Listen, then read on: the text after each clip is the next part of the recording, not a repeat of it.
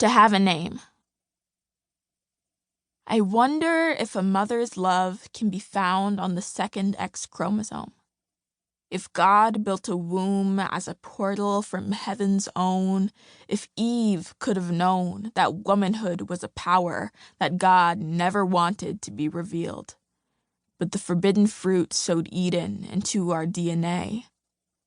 I wonder if Claudette Colvin knew that something as simple as refusing to rise could incite something prophesied in Negro hymns for centuries.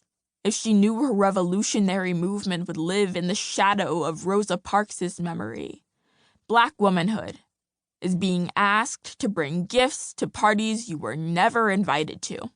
It's lighting everyone's candle with the fire alight in you. It's standing in solidarity with women who didn't fight for you because you know what oppression feels like. And I think that God just might love like Black women do. My great-great-grandmother was enslaved.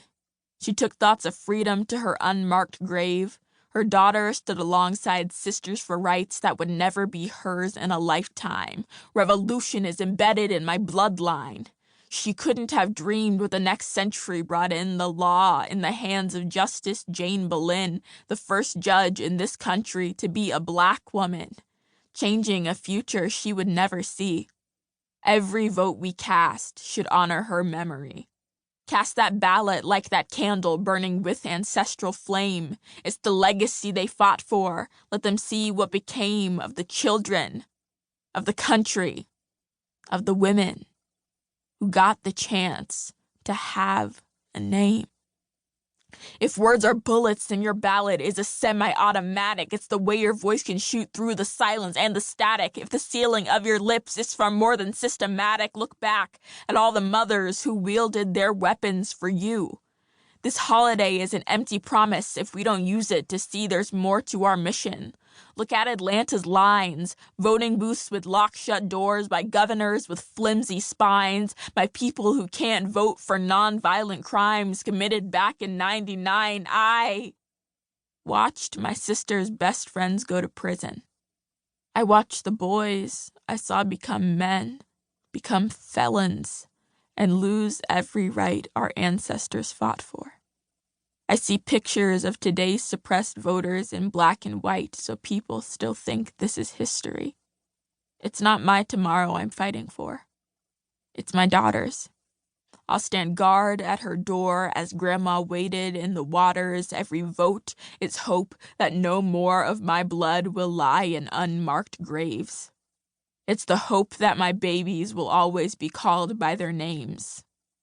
Burn your textbooks if they tell you there's nothing more to change. Women the world has tried to silence are women who know what needs repair. Shirley Chisholm said if they don't give you a seat, bring a folding chair. For Black women, this privilege has not been here for 100 years. But when it comes to revolution, ask Eartha, Angela, we have always been the pioneers. The love my great-great-grandmother held for me from past afar was strong because it drew its power from and burned just like the nearest star. From Malala to Assata, from the classroom to the polls, womanhood and the sun's fire reside inside our souls.